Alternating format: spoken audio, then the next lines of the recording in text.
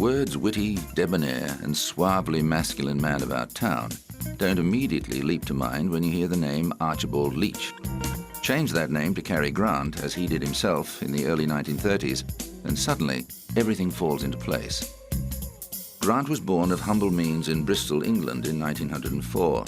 His mother was institutionalized when he was only 10, and he left school to perform as a stilt walker in a stage troupe that traveled to America.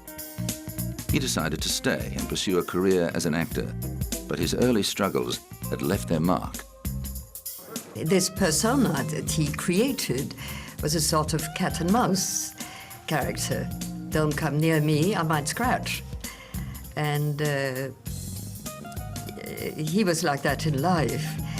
He had a really very difficult childhood.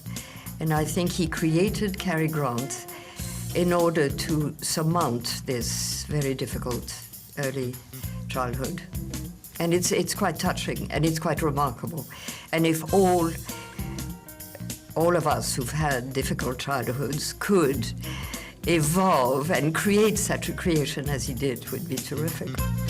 Hoping to capitalize on the luck that the initials C and G had brought Clark Gable and Gary Cooper, Cary arrived in Hollywood and hit the ground running. Starring roles opposite Marlene Dietrich in Blonde Venus and Mae West in She Done Him Wrong and I'm No Angel earmarked him for big things.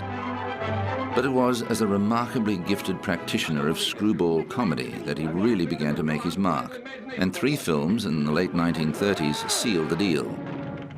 In The Awful Truth and Bringing Up Baby, his flawless comic timing, willingness to make a fool of himself, and virile good looks saw him quickly become a household name.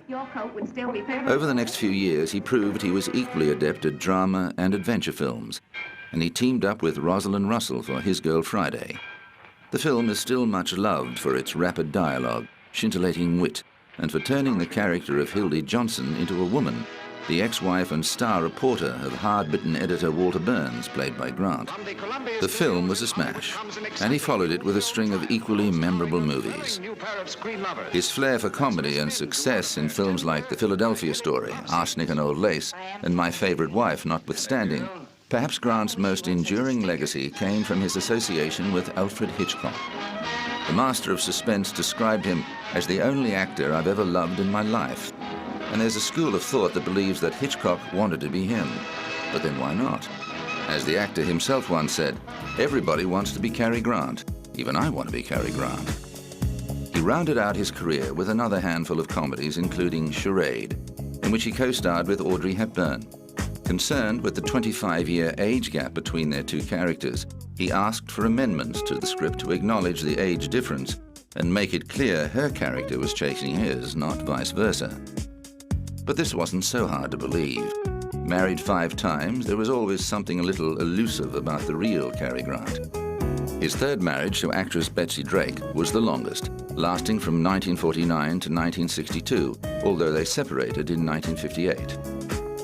Actress Diane Cannon was wife number 4, and his last wife was Barbara Harris, 47 years his junior, who was married to him when he died in 1986.